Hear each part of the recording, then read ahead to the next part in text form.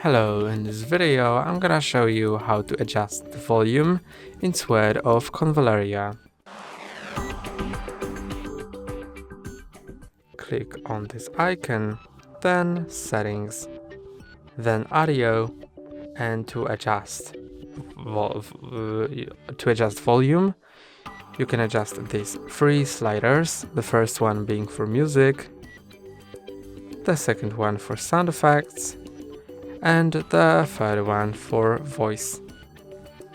You can also click on the speakers next to all of these categories to mute each one of them, like that. That's all for today. Don't forget to like and subscribe. See you next time.